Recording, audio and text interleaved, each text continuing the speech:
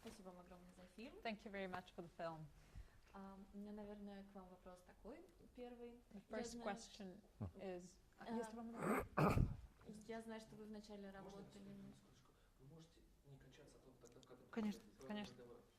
Я знаю, что вы вначале работали на телевидении как сценарист, и ваши сериалы, они были часто на религиозную тематику. Каким образом вы так кардинально поменяли направление своего творчества от религии к военным действиям? I know that originally you started as a scriptwriter for television, and I know that some of your series were not like they dealt with religion a lot. So how did it happen that you shifted from religious topics to such different one, which is military actions? Firstly, I actually started as a theatre director. Yes. Then I moved to writing. But yes, it's true. I wrote and directed a number of films, television series that have a concern with religion and, if you like, with multicultural concerns. That's partly because I had a complicated growing up. I travelled a great deal with my father, who was a foreign correspondent for the BBC, and that, I suppose, made me feel at home in many different parts of the world. And I think I came to be fascinated with how we express our differences and our similarities in religious form. I think that from there to this film, Delight, is actually a very short step, strangely. You may say that it seems very different, but I think in some ways the instincts and the basic message behind the film is in some ways very similar. Yes, it does not ostensibly have to do with religion at all. But on the other hand, in that Delight stands in for a healing process, it possibly is an exploration of ways in which people manage to touch their deeper spiritual roots in some way or other, in ways that will make them whole. So maybe it is a religious film, who knows? То есть я изначально начал как театральный режиссер, и потом начал уже писать, и действительно снял несколько сериалов, которые связаны с религиозными темами, а также с мультикультурными темами. Это связано с тяжелым взрослением, которое я пережил, потому что мой папа был военным корреспондентом для BBC, я с ним много путешествовал по разным странам, и поэтому привык чувствовать себя как дома во многих местах и видеть, как разные различия и общее у разных народов выражается в религиозных верованиях. И я бы не сказала, что этот фильм находится слишком далеко, ушел слишком далеко от этой тематики, потому что «Наслаждение» Delight, по сути, это разговор об исцелении и о том, как человек путем поисков может снова прийти к тому, чтобы почувствовать себя единым, а не разобщенным. Поэтому, конечно, можно сказать, что это несколько иная тематика, однако она все равно с духовными поисками связана. Вы говорили на пресс-конференции, что вы снимали фильм в своей родной деревне. Как отнеслись к этому ваши соседи? Были ли они рады тому, что вы устроили такой шум в этом небольшом поселении? At the press conference, you said that you filmed in your home village. And what was the attitude of your neighbors to this event? How did they treat this kind of uproar or this kind of buzz that you created in their small place? Well, you must also ask my leading actor, Gavin Fowler, about that. But I think it was a mixture of a very warm welcome and complete bafflement, really, about what we were doing, and one or two areas of, you are turning our village upside down and we don't want it. But on the other hand, you know, we brought an awful lot of trade to the local pub, for instance.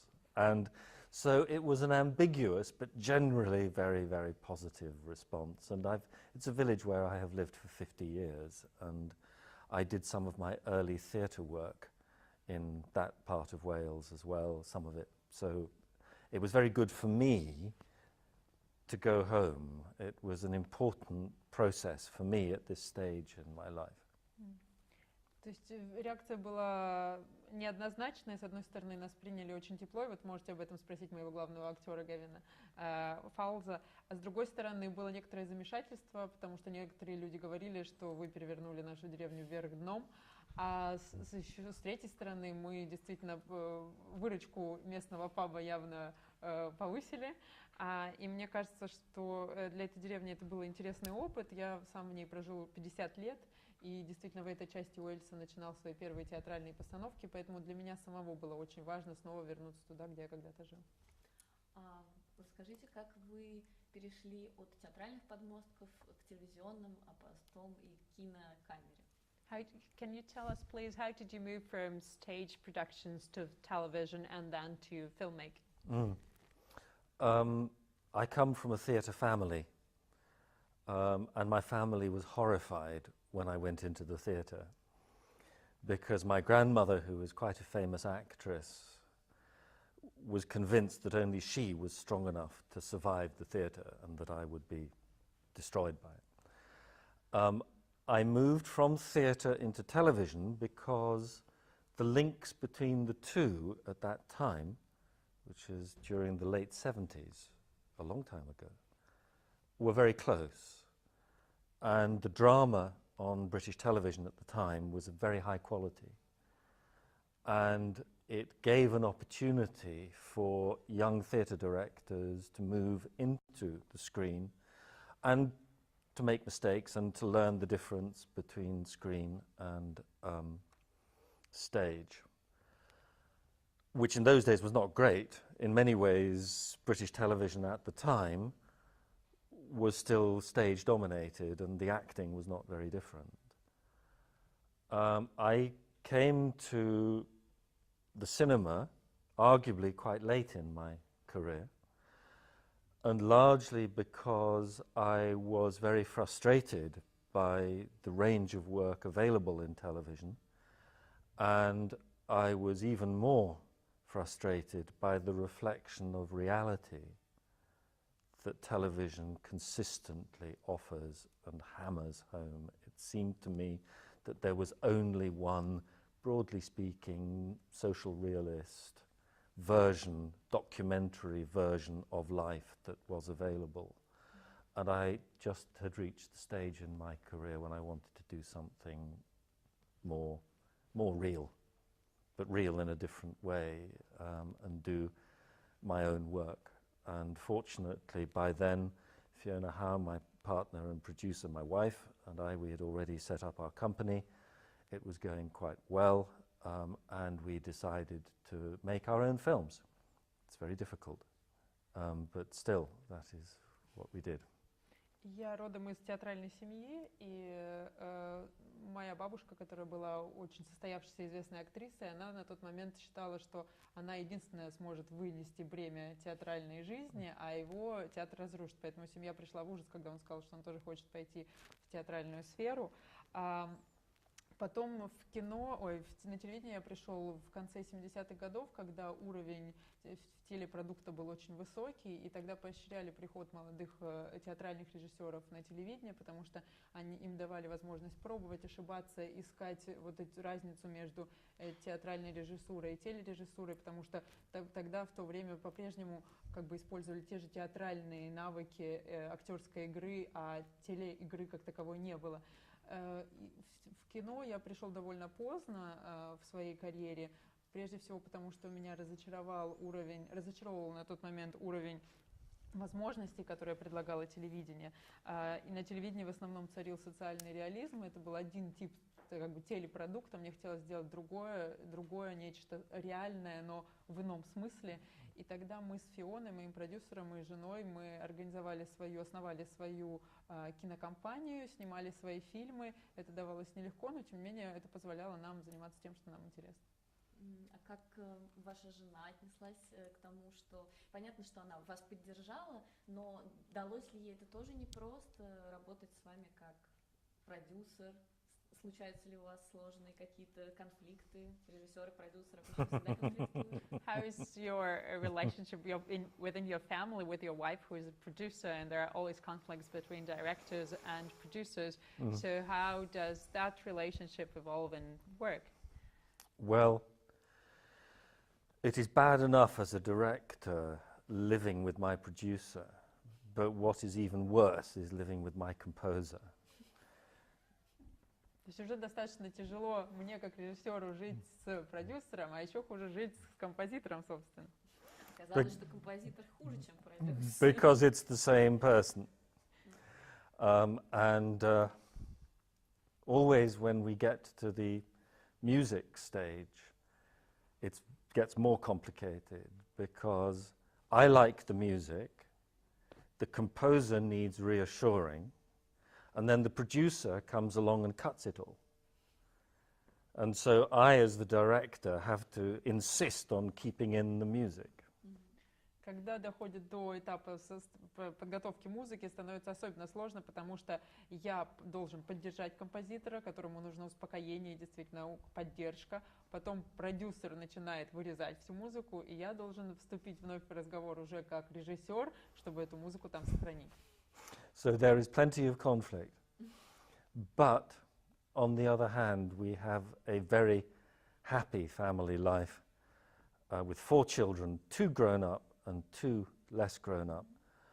And the 2 less grown up children are in our films. And although, like my grandmother, I hope that they will not go into the acting world, I think it is very good experience for them, and it keeps us together as a family. При том, что это дается тяжело, мы очень счастливая семья с 4 детьми, 2 взрослых, 2 поменьше, и те, которые поменьше, мы их снимаем в наших фильмах, и несмотря на то, что, как и моя бабушка, я не хочу, чтобы они пошли в сферу кино, тем не менее, эта тема, она нас объединяет и дает нам нечто общее. То есть дети, которые снимались в фильме, они ваши, правильно я поняла? Am I right saying that the children we see in the film are yours? Yes. Oh, excellent. Расскажите немножко про вашу трилогию «Желание, наслаждение, отказ». Что это, откуда вообще родилось желание создать такую трилогию? Can you tell us a little bit about the trilogy, Desire, Delight and Rejection or Refusal? Denial. Denial. So where from did you get the desire to make the trilogy? Very good. Yes, we call it the D trilogy because all the titles start with the word D. Although in French there is an equally good translation, which is le désir, le plaisir, and le délire. It's a different title in the third film to the English version, but still it translates quite well. Each of the films is concerned with creative individuals facing some crisis in their life, some internal crisis, and with the role of libido and eros in solving that psychological block. So Desire is about a blocked screenplay writer facing a deadline who finds the only way that he can write the script that he has to deliver is to live it. And so he invites into his family the person most likely to destroy his family. But he finishes his script. Delight, as you know, is about a traumatized war photographer. So while Desire is about words, Delight is about pictures and the role of pictures in our inner life. And the third film, I think, is going to be based in the academic world and will be about music. So it will be, I think, concerned with politics in the same way that Delight is concerned with politics, but in a very intimate, closed society. But I can't tell you more than that because I don't know yet. Мы эту серию трилогии называем трилогия «Д», потому что все слова начинаются с буквы «Д». Во французском одно слово, как раз «наслаждение», переводится иначе, но и там все равно хорошо слышна игра слов. Вся эта трилогия о творческих людях, которые переживают тяжелый внутренний кризис, и о том, как либидо и эрос помогают им его преодолеть. В фильме «Desire», «Желание», сценарист не может к сроку закончить сценарий и решает, что для того, чтобы это сделать, ему нужно пригласить в свою семью человека, который, очевидно, разрушит эту семью. И действительно так и происходит, но зато он может дописать свой сценарий. Фильм «Наслаждение» о фотографе, который испытывает посттравматический синдром. То есть в этом случае я рассказываю о картинах, о образах, о визуальном изображении, в то время как в фильме «Desire», «Желание» о словах. Третий фильм будет, наверное, связан с академической сферой, с музыкой, и также там будет затрагиваться политика, но в такой же косвенной форме, как и в фильме «Наслаждение». То есть политика вот в таких закрытых узких ситуациях. Как вам кажется, есть такая международная фотовыставка World Press Photo, которая часто сопровождается скандалами о том, что фотографы, военные фотографы, фотографии которых часто выставляются на этой выставке, они становятся наблюдателями серьезных конфликтов, наблюдателями драматических ситуаций. Ваш фильм, в общем-то, тоже об этом. Какое вот все-таки ваше личное мнение? Может ли позволить себе фотограф или режиссер-документалист военный использовать свое присутствие в этих условиях как помощь для людей, которых он снимает? Должен ли он принимать участие в этом, или он должен все-таки наблюдать? The World War Press,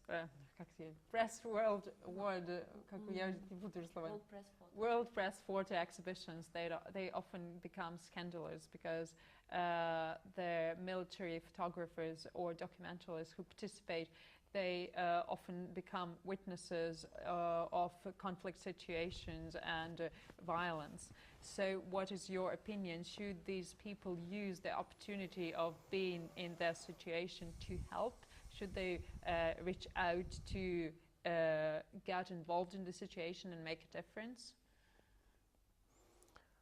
I think that is the ultimate question posed by my film. I'm not sure that I can offer a moral answer to that, but in the film you will notice that the crucial moment that turns the entire psychology of the character around and makes it possible for her to get better, to heal, is when she realizes that in a critical moment, when she should have reacted as a human being, she reacted only as a photographer, and that she watched instead of helping. So the film does ask that very question. What is one responsible for being in a particular place at a particular time when something is happening? Can one just be an observer? Does such a thing exist? Or is that a dangerous myth, a dangerous illusion that permits a viewing eye to watch the unpermissible and make it apparently accessible and understandable? Are our sensibilities being blunted by the refusal of these observers to understand themselves as participants? Вот в этом и есть главный вопрос моего фильма, потому что фотограф сталкивается с той ситуацией, когда ей приходится отвечать на этот вопрос, и я не думаю, что я имею моральное право ответить на него. Я ставлю этот вопрос, и, как мы заметили, ключевой момент, поворотный момент фильма, который позволяет ей прийти к исцелению, это как раз тот момент, когда она понимает, что в тяжелой ситуации, когда она оказалась свидетелем чего-то, она действовала только как наблюдатель и не приняла никакого участия, не действовала как человек. Мне кажется, что это действительно главный вопрос, какова ответственность тех людей, которые попадают в эти ситуации, должны ли они действовать как люди или как наблюдатели. Вообще, есть ли такое понятие, термин, как наблюдатель? И понять, не притупляется ли чувствительность вообще нашего мира, нашего общества из-за того, что эти наблюдатели отказываются проанализировать свои собственные реакции и найти ответ на этот вопрос. Спасибо вам большое. Thank you very much. Would you like to talk to my actor?